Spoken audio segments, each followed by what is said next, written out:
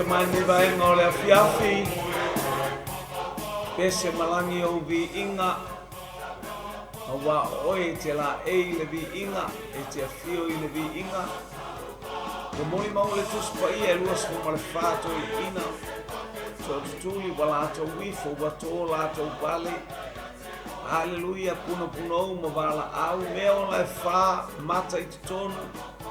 Baba ai male matau tele. Male leo male alanga e fa pea i le au male po male au e pa ia watatau lava i ate oe le vi inga. E au na fa pale ina oe i o vai le vi inga. Awa oe o le vi inga le malo male mana. Ia nga lei mai nei tuaso le a taulanga afiafi a lau whanau. Ato wala au whamnuia i lunga upe ngata whailangi. Waiso se tasi o tolo na loto le li ie i nei afiafi. Hallelujah, mātou te utu vai whatasi mo mātou whasoa whatasi. Awane i mabae lau whaau unga. Awane i mabae le li ie. Hallelujah, le taulongolongo le anganga pa ia. Whaamatalatala i o lātou whina ngālo mao mātou loto. Le sua malie ma le māta mofio oi e sulo mātou aliki ma le whaola. Whatasi mai e le nei afiafi. Ona oi e su. Amene ma amene. Ia whatala whāturu tātou pokalame o le taulanga afiafi le nei vaenga o le afiafi. Vi ia le atua ia a oi ai oi lunga. O ngā luenga tiu te mwhaiva po ai fwisesi wa ngā i mai lunga o le motorways. Hallelujah, o ai fwistasi o whaise ngā o onga. O ai fwistasi o lunga o lona moenga. Ia po le hafo isa o ngā luenga o whai o ta whamaota mo ta whalao. O ia maua lunga le vi inga o le atu o le teimi o tato iai. Tato iai upu o le taulanga afiafi.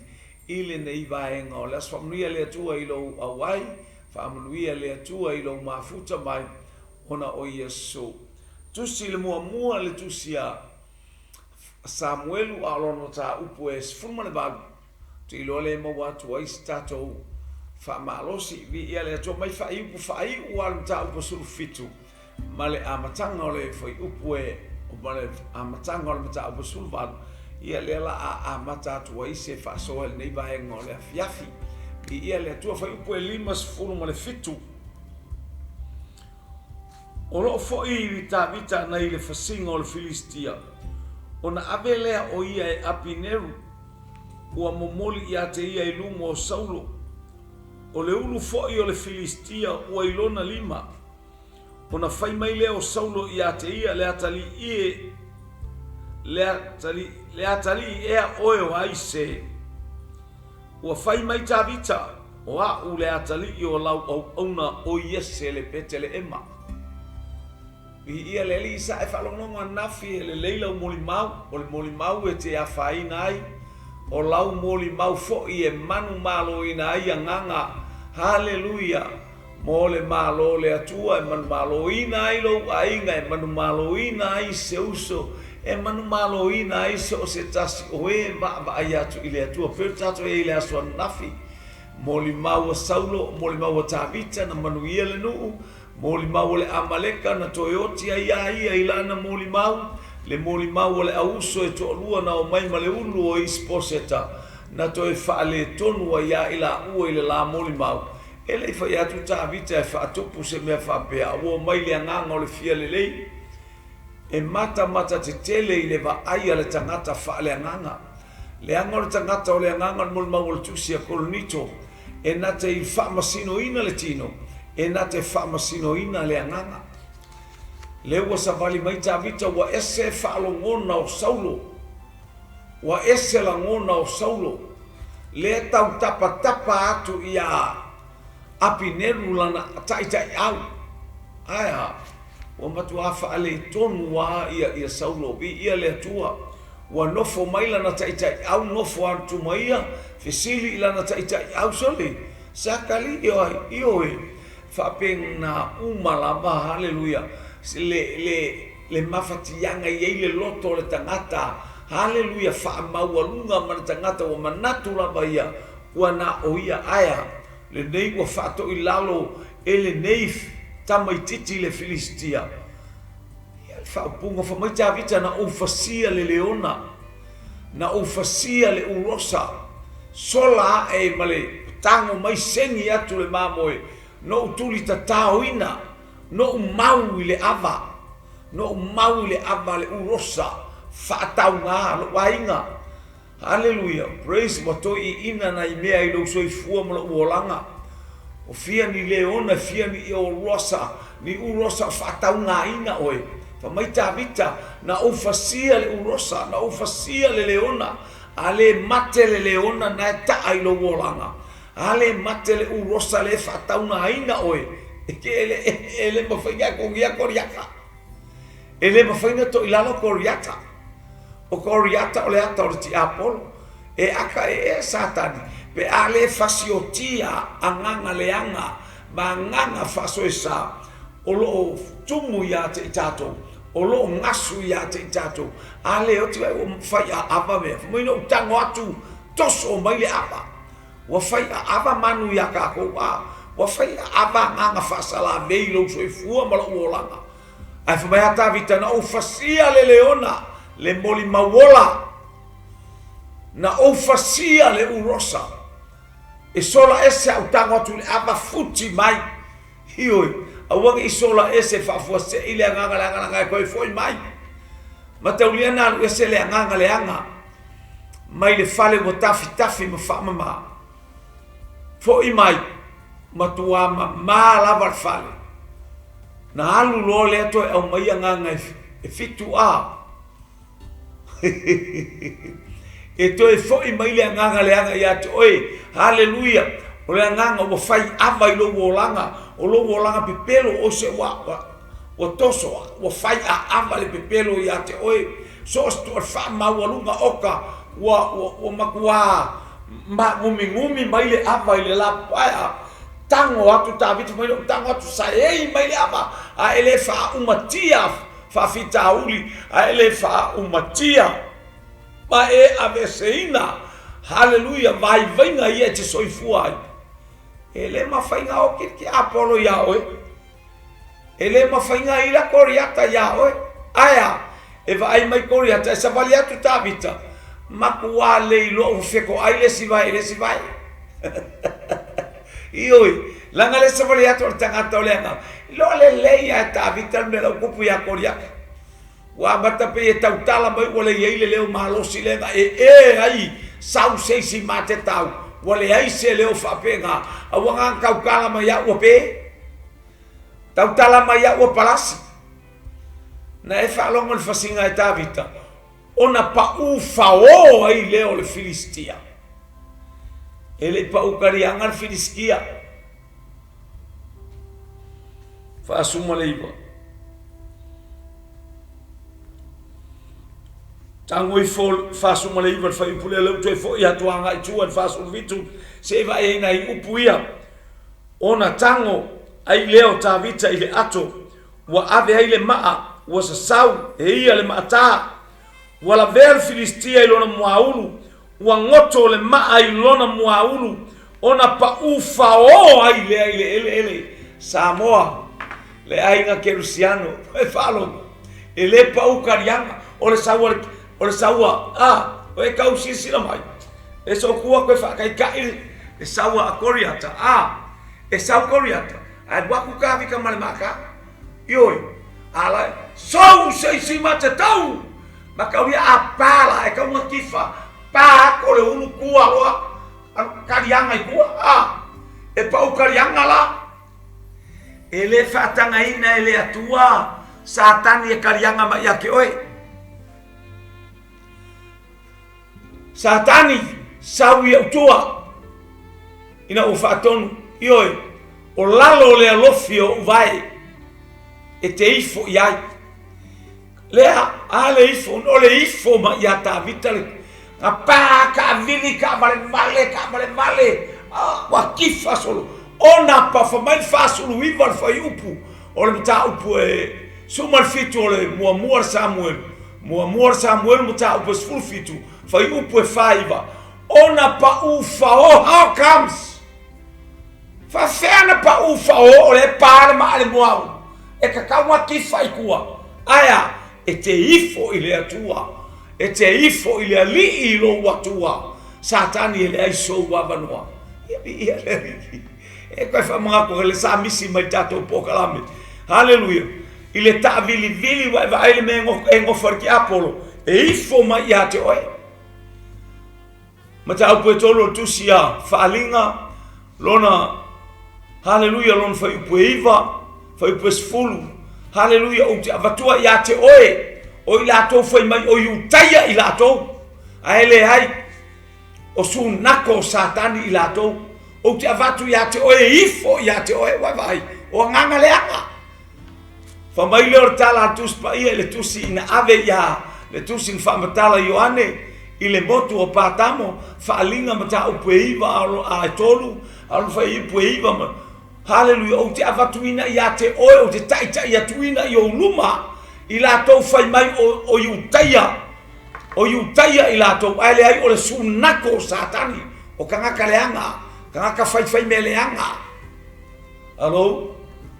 Ea, o avatua i ifo to ele i a ke oe, oi kangaka ifo mai ai, lei o le upo le atua, o le afionga le atua, ke le akangaka e whai mea ange, i lea mea ma lea mea, o whai matangata ifo i a te oe, ona lea, o sa umarosi, o skako upoko, o skako iloa le ai, ona o lea, ona o le whataunu wina, o le afionga mamana le atua, i ia le ali, praise God, se atali i oe aise, whaalongo i le tali al tangata.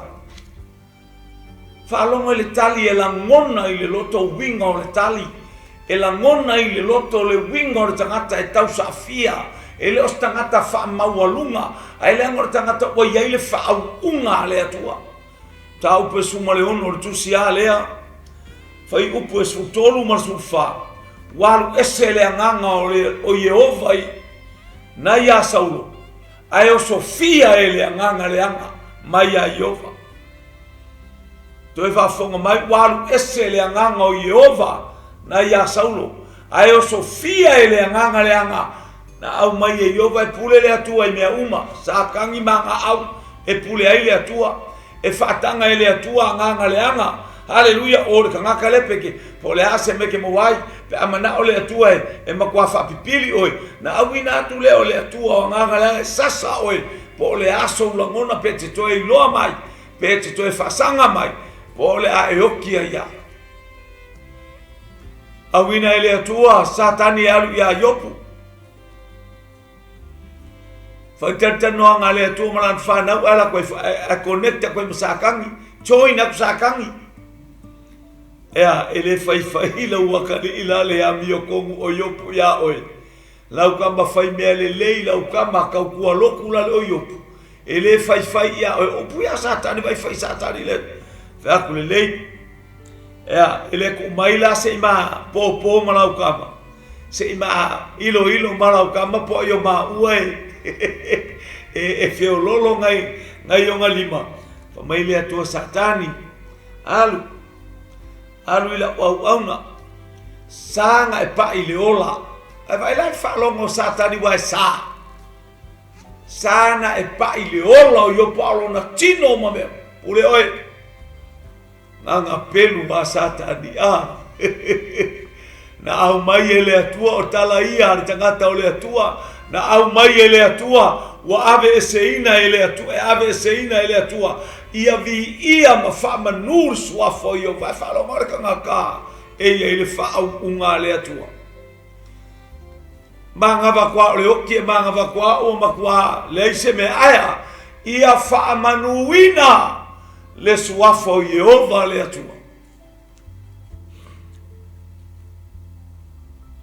mata o sul valo tato ia watu aina i foi upu ia tato baba ai ile taulanga afiafi a o ta vali atu hallelujah mata u lima atu ile oli ma le fia praise God ile nei tau sanga ilona amatanga sulvalu foi mua wa uma atu wana upu ya Saulo ona pi maulea o le loto Yonatana ile loto Tavita wa lofa Yonatana ya Tavita Pei ona lofa o ia ia te ia lava. O e kau maua mai le mo kau kia o le whaau unga mai le anganga pa ia o le atua. E te soifua ma o wolai. Hallelujah. Wa esela ngona o Saulo. A leu ma vai atua na upu na whai a Saulo. Se ma kua mawhaki a Saulo. O le na ngona le a Saulo. Ka fia whai a ka li i a ka mai ke kirea. Ka fia whai ka vikala. Wa amata na maniti tino Saulo. Wa amata na langona Saulo le langona le anga e lo se langona le lei. Mataulia langona o Saulo le nga mai ai le nga ami ai tavita na mta upes fuluono le fai uelma le fai upu. Hallelujah. Praise God. Le mta upes fuluono a olona fai upu a olona ta upu na fuluono fai upu muli mulia. Ngai fai pe lua e pe ko on ta upes fuluono. Su estangata e saue. Ea. Se fo mai. E saue fo mai. Na tangata amar ki tara o le ato le vi inga e tete mu alti Apollo. Nga le anga fasala vei. Hallelujah ka lau ki tara fai lau vi inga o le ato le vi inga e tete mu ai satani. O e ta uma wa mai na ave. Na ave le tuata vita o le palace. E tilo i ai Saulo le tangata lana suia. Lana suia i ai le whainga malo. Lana suia i ai le tupo Israel. O le tangata anga malu. O le tangata i ai le vi inga o le atua i lona ngutu. O le tangata alanga i le vi inga o le atua. Hallelujah. O le whai le vi inga mataulanga. O le ava le i le atua. E alana whapea le o langa o le tamalea. Le anga o le tama o vi inga. O le tamaititi o le la au pese. O le tamaititi o le la au se fulu manoa. Le kitara, hallelujah, e vivi i ai i le atua. O a mai oe.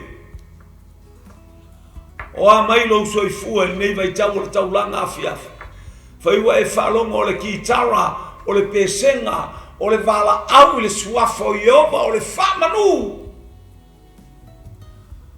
Te mua nganga le anga. Kai meanga i tavita tare la au pese, le ilopo fele meu fesulu nga i ai nganga le anga. Wa mai ai te maro Saulo.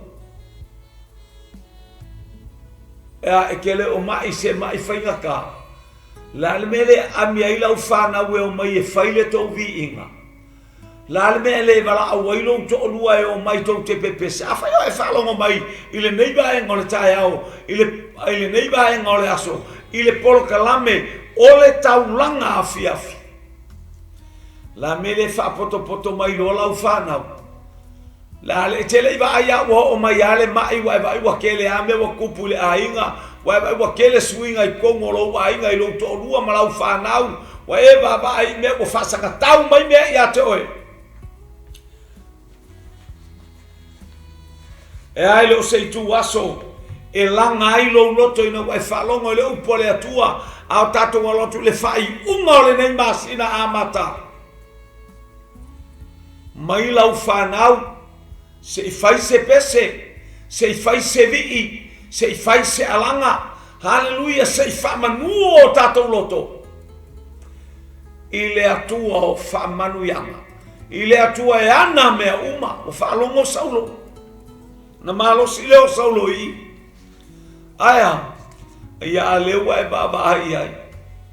Wa e fa ai le meo le pala ai. Wa e ba ai le mai le ua mai ai Saulo.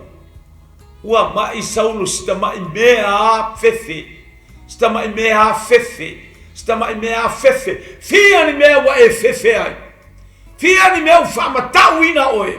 Fia ni mea wa fa fefe ai oe. Ile amatanga o le nei tausama. Le fa ko a koru wa yaso tausama. A wa fia ni mea. Hallelujah wa fa fefe ai oe.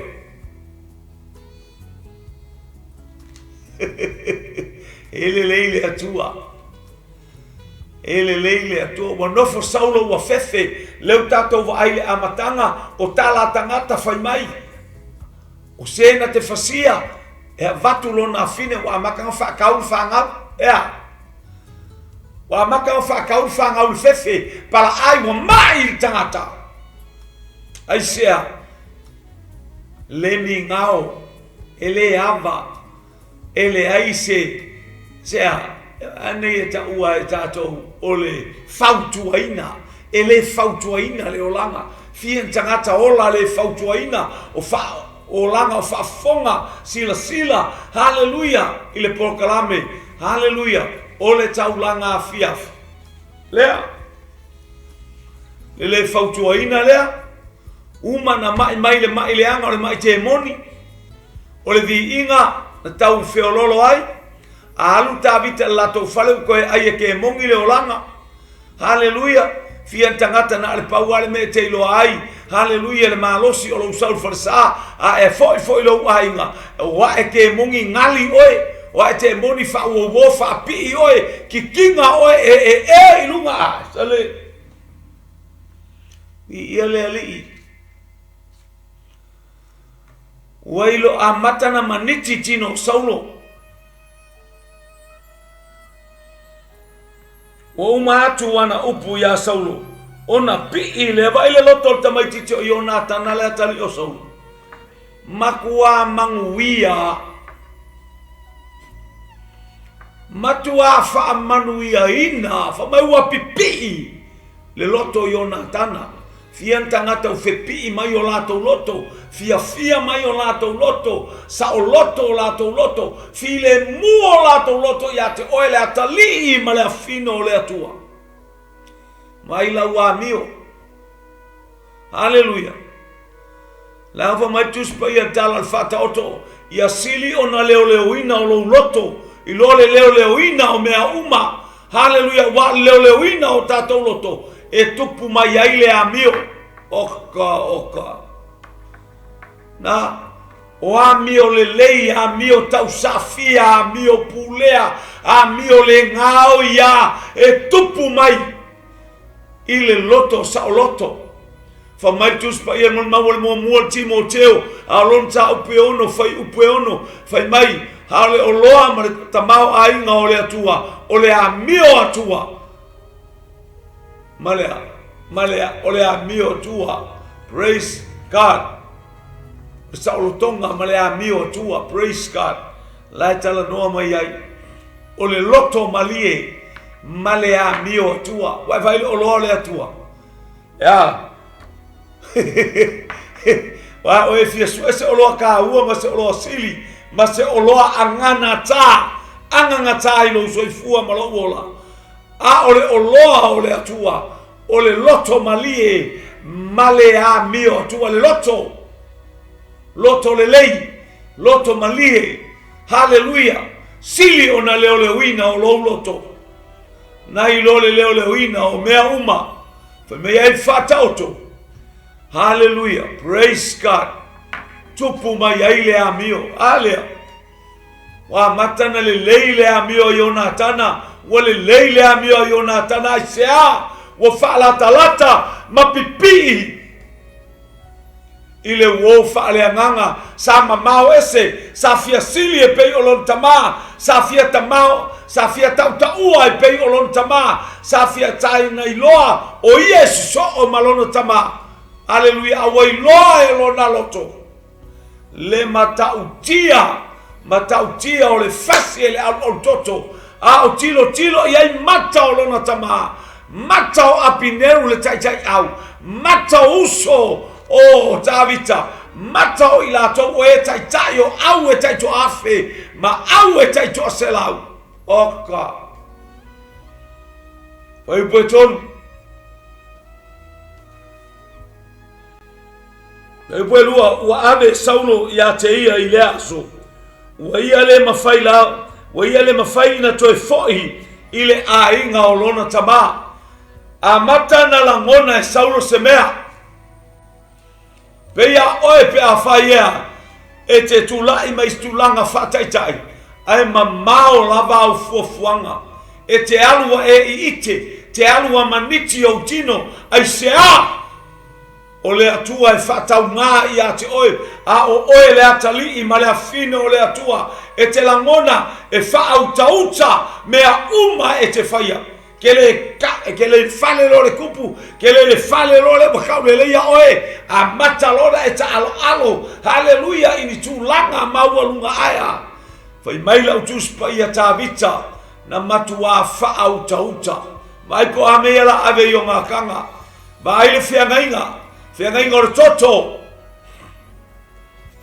le toto haleluia o le tautonga i luma o le atua praise God vai mela fai Jonatana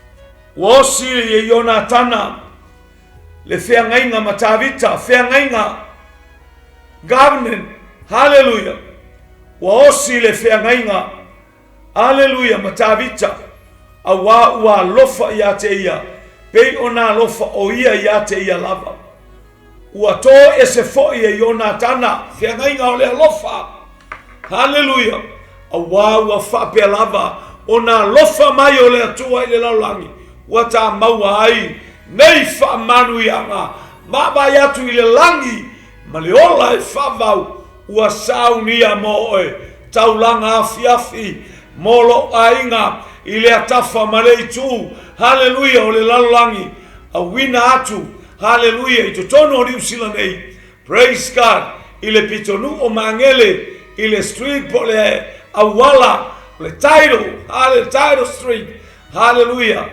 a wina atu i le auaunanga a le global kingdom TV hallelujah o lo fatasia atu ma le upo le ola fo word of new life i Samoa ele ngata fo ilea ia upenga tafa ilangi hallelujah pe ona a wina atu ai i le hallelujah i vaenga ese pe ona a wina atu ai praise God di ia le li hallelujah o silfia ngainga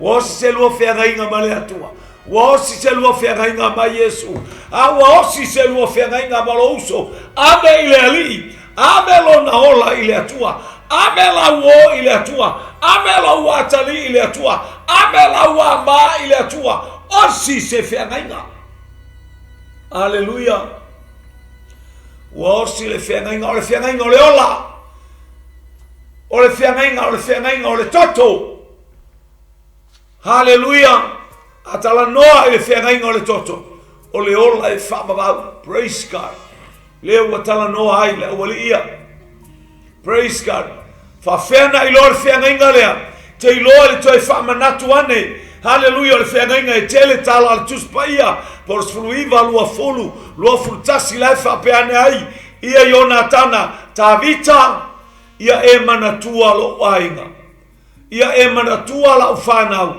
hallelujah wa owi loa ama vae lo utama o oe te tula imai ama vae oe fato a maua leo so wavanoa oka fiangainga o le toto leana faali e tavita hallelujah nta upeiva o le luar Samuelu ta upenda fisili ai Samuelu ile ainga upeni amina ina wafai ta vita matupu hallelujah fisili ai ta vita ile ainga upeni amina ma Israel o yai seisi ole ainga Saulo ototoe ai sea fiangainga le wosi fiangainga ole toto ele fato afaya nei haya umana tala hallelujah wa umana fawe tavita hallelujah ma Jonatana ya emana tua lo ainga wa ilo Jonatana yoti ala wa fa Jonatana ya tavita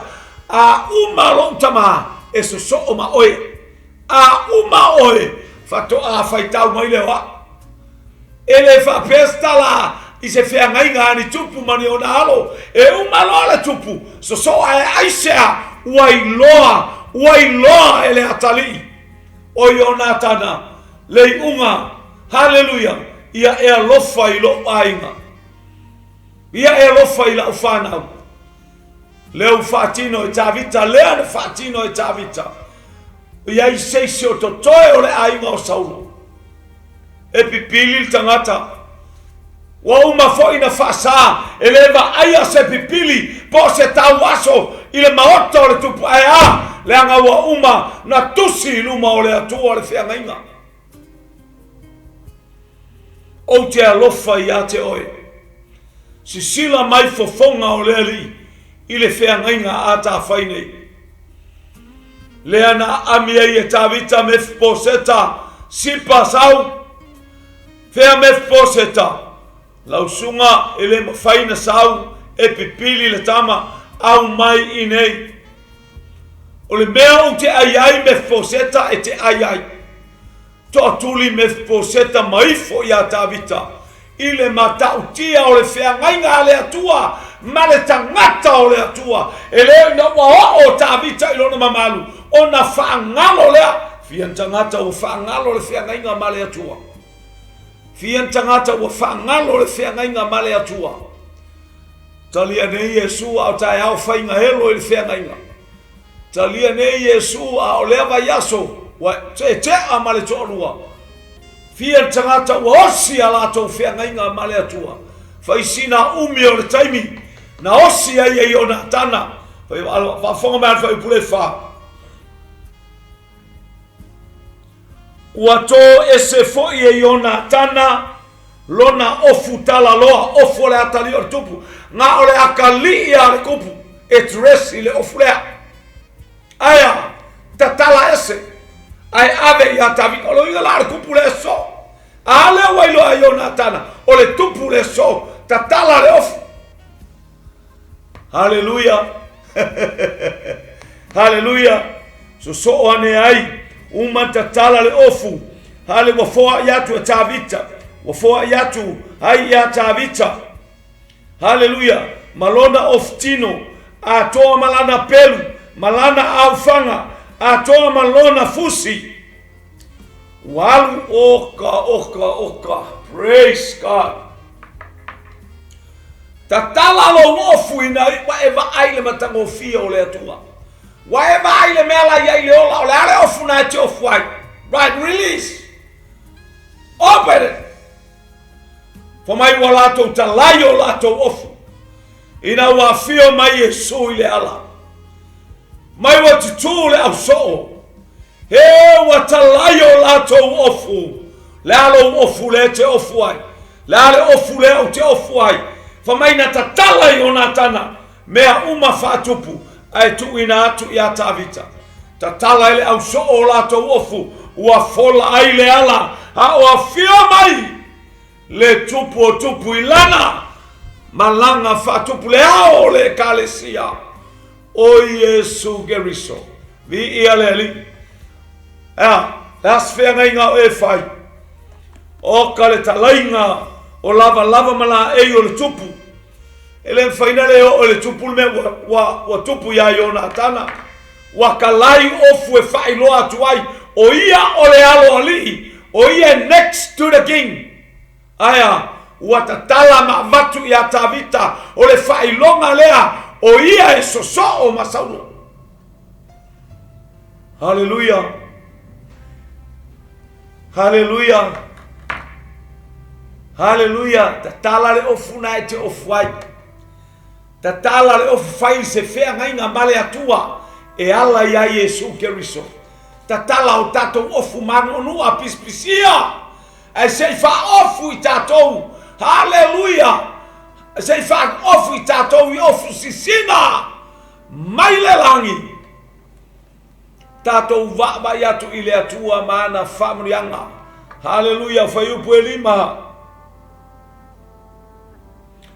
Wa alu atavita i mea uma na awina atu ai o ia e Saulo ua whaau tau tailana amio ua tōwhia foi o ia e Saulo e pule i au ua fita pule au ua fita i a te ia le nu uma ua fia i a te ia le nu uma a toa ma au na Saulo wa vai mewa kupu mea le teilo i a tavita ua whaau tauta e selemanga i o le upulea ele au mai alo e tai au vai o ia apingelu o le tai au a Saulo aya na tuli e Saulo fai au se e fesili po ai ka mai kikila na ba ai le tai au le fasinga o koriata na ba ai Saulo I le palasi ma le pa'u fa'oa koriata. Na ma'ai o na uso I le tipi ina e tāwito le ulu o koriata. Na ma'ai Israelu a o sahele mai le atali'i o le atua ma le ulu o koriata. Alo? Ele avea na mea. Ma mea e ave ese ailo na whaautauta. So se mea e la mona I to tonu olo na loto. O le tangata le whaola inga le alake mafuka. E lama lama pea, e lama lama pea, e lama lama pea, e lama lama pea. Lo wola, soifua. Hallelujah. O tātou tangata e le anganga whaasalave. Aisea, ele o whaamama ina le tupu. Ele o ola I se whaau unga. Pei o le whaau unga na tuku iai lima. Hallelujah. Ole. O si taulanga I lunga o lona unu. Le o si taulanga. Hallelujah o Samuel. Vi ia le ali. Matua mata alia. Na matua whaau tauta tāwita so se mea. E o ilang savali kua le poke whau kauka nge isungu ia sesi whau tauta I mea uma le whapea wa whai o ia matali o le tupu wa ia te ia la e o le atali o le tupu o na nge e ai lea ke rei o le mea whape ngā ia ka koua me o le nge me o le mimika me o le whauvi inga Samoa ma le au kerusiano whaafonga I le nei tuaso. E matautia lava le atua. E matautia lava le atua. Fa upu ono. Fa autauta I mea umai ke whaia. Hallelujah. Wa vatu I ate oe se tō whinga. Fa autauta awale mi kavale aya. Baba ai male loto maulalo I le atua. Hallelujah. Itai ai lo a ao malo ulima. Ina ia manuia la ta savalima. Praise God. Ono wa umat wa mai la tou ina wa foi mai tavita mai le fasinga o le Filistia ona watu wai leo fafine masisiva mafafta yai ile tupu o Saulo matopa mare oli ma apa tangi walangi fetali yai Fafine I ala tau silva, wa faiane, wa fasia Saulo, le toa afe, ana toa afe, a o tāwita ana se fulu afe. Wa ita tele o Saulo, wa leanga ia te ia le upu, wa faiane wa lato tu watu, ia tāwita o se fulu afe, a o au na o le, o tu ma ia te ule afe, ua toe lava ona ave ia te ia o le malo. Se la manga ia o lo whaauka a. Whaauta tāwita wa iwa oa I le pese mai a whawhine. Wa oa ina whaofi mai le sao Saulo I to tonu o le malo. Tonu o le me whaatali ei tapua I ngā le nuku atoa. Kaukia tau fai sisiva whawhine e matauria la e umaloa Saulo tāwita I taftafa wale aise apinge mo I ala e saustama o apine e langa o ele aisanga mea nga whai Filistia. Amene o le taua ma le Filistia le o fo I mai le au tau a e langi e whawhine le mele manai ai whawhine. Hallelujah, o le nu o Israelu. Ma na ia pe a whaapea whawhine. Samoa ma whine uma o whaolaina. Langi le pese. A langa le vi inga o le atua. Hallelujah. Ma whaamanu le atua. Ma na iloa le ala o whaamanuianga le atua. Ia o pese a ia na au mai. E whawhine. A vai whawhine no fo tapuai. I o lato tuangane. Hallelujah. Fian tina fian I teine. O tapua I ni o lato tuangane ni o lato whaiva alo filima. Ngā arwha nge valea. Welangalo kua ngange lea. Ia ke lola ka mai kikiri. So le langa poko kele. Lo kwa ngangele le nga sa mai fiki malonga kuspasi. Mana ia pe fa manulo suafa le atua. Ona ole poto male malosi wa etuina vi ia le ali ile nei afiafi. Taulanga afiafi mo oe moa mai tatou. Hallelujah, ole mana onga lea. Praise God. Ole mana onga lea. Hallelujah. Uwinga yo tene, o teino le nu. Teine whewai ma latou. Te unga mata ngō fie o latou. Tambourine, hallelujah, o mea tātai whaelea la tue via kaule au wai, kaule moa ulu, kaule whakawhaka, kaule o, hallelujah, vili, o mea ia whai e teine. A o tama e tau. Tama e tau. Hallelujah. Pea artu whasa moa, wa e teine oe vele lunga le pae, tai ane le ota, na oni teine, hallelujah, na oni ainga whaia ina, e iaini teine oe whai saka, e oe whai mea ai, alai na ole masi aku masi ange I, a mimika ange I, a feke mai ai, whaka ole kuangange, o maso ma o ngā pangi, hallelujah, ai tawa iare o ngā whai mimingi, hallelujah. Pena tua Samoa e selmana ia, teine aia, te ulfale, teine aia, tai leo taota, teine aia, te ula ia tō whanga o mātua, teine aia, ma aisina o taota, ma ai foisina mea o waoa, e vele ai, hallelujah, praise God, aore tama ia, e mū ona mata molon tua fine, a whafonga mai o tau ia e ola I New Zealand, Australia, o tau wa ai tu la fono a Samoa, I mean le anga nu a Samoa, o le tama ia, e tu molon tua fine, mua na mata, o na olona tua fine, mea fo ile na fasioti ai Absalom malona uso amanono, ile wha malo singa o longa tua fine, wale ui mai se awala lelei, a ui le awala se, hallelujah, langona I oi mata, o le mea luli le mata o tamalo na tua fine. E wha pēnā fotus pa ia. Leanga o tū ia I uta ia e se le aulele. Tali tali ai. Siva fa fine ma le alalanga. Ia wa sawe ma le alanga wha manu a tangata. Ai sa o le lei ele se. Aya, leanga o mea lae koloe leanga pa ia. I ngutu o fa fine. Se I matua ave ele whato I lalo.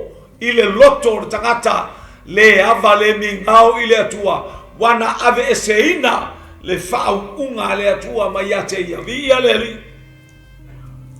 God is good.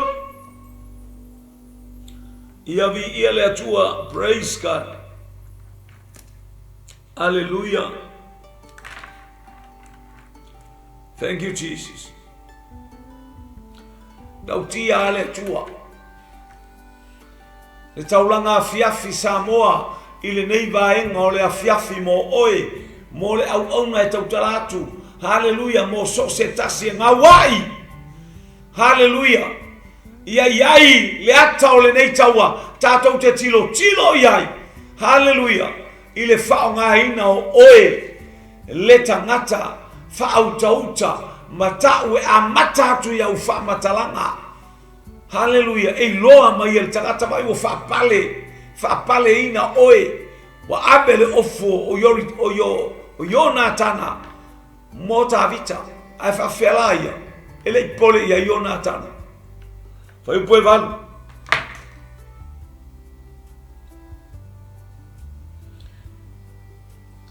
ua ita tele ai Saulo wa leanga ia te ia upu whaiane ia lefa mai David e Saulo wala tu watu ia David se fulo afe a o wa tu mai ia cha una ole afe wa to lava ina ave umale malo ale mela fai ale mela fai lo suma ola wa fa longo kanga kale ole wa fast fulo aso ile aso lena taunu o David a umalanga Filistia ngofo polonga isala elu ya Filistia. Ale ala le upu, waiva aile vai o le whaaunga, lele mata ala o le whaaunga, lele whaalongo ise tangata e apoa i mai, hallelujah, po tangata e soso mai o na tafatafa, tutu mai a ise whautuanga, mai o le loko le ika, vai e whautauta le loto tavita, Langa mea umai ngai lo kavika watu mai me ia Jonatana oka ngi avenga la o ya ke ia kamaro langa va ai lo ia le tupu ile me o fai Jonatana oka makua ili kaka langa ile tatauna avele atali o yese na faiala na tala ilu matu se fesilia enga po fe au mai ai ele akali o yese ya ke o kongi ko vinge ni fangua man kai ko afe inga waita ya tabita leua masa mai anale tautala ele ilo mela ile ngutu anale tautala mai ale ngutu ele faali mai mela ile loto fian kangaka waleva nga o mangai for kala mai pele leima le ai maros anga leile atua ma fais fa malolonga mo e tautala mai ole waku ia ile malo ako ai sai vai fa mai o fasi ka vikar se furu awa male ole ale upule a fai e fa fine o la wailoa a toa le ata le taua wailoa a toa le Filistia malona oti malona to ilalo mai fea, mai atavita. Se tangata matua. Ars fesili, se tangata na o tau. Se tangata na o elu tau. Ese ale kau ese el whaaunga a. Ka ileva nga o ia Eliapo. Api na tapu masama. Ka ileva nga o malako o api. Kuskusi ai lako o nouti oi kafkafar kai o saulo. Aya.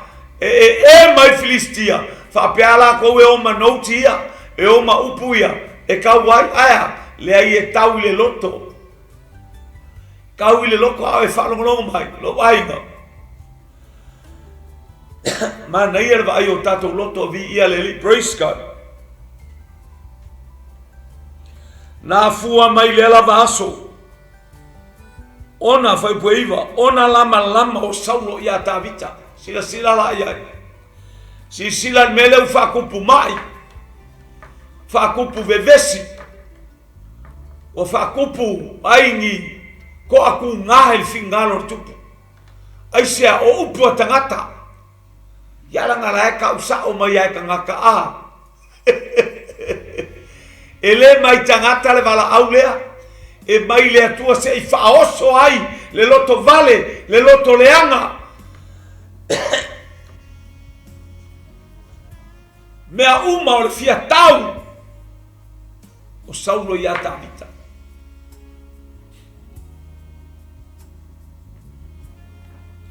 lama riska mai ke ali ale a fai men lei o le ainga ali wa o ile tai au ona o Sofia ai le o saulo ele nganga le anga mai le atua o pelo fetaane o ia ilona fale a tavita na ta e ia le 𝐀𝐅𝐈 ilona lima pei ona fai le aso ma le aso sa ia le tao ile lima o saulo pero feca marcao ioe e sua forelia e marcao aya ta le 𝐀𝐅𝐈 le vi inga o le mana mai le langi vi inga o le mana mai le langi hallelujah oso ese le anga palasi la lo cao aya au ko oso ia ile anga le au Sofia ele anga le anga mai ai ova au ina Sofia o ele anga le anga nga le loto le anga loto fa le vesi trouble makers o ai tu ai nga loto ya te oe kupu mai taulanga afi ta vita le 𝐀𝐅𝐈 ai siva saulo ma pero feka Pero feka malekao. Le angor kao le sau kau sumu iai kavika aya. Wate ina wa maua ele anganga le anga. Fe alua I pe ole sau ai kongole. Ole fale. Aya. Tala vai tavita le kitara. Pe o da ulua I fai. Ile ulua I mai o saulo.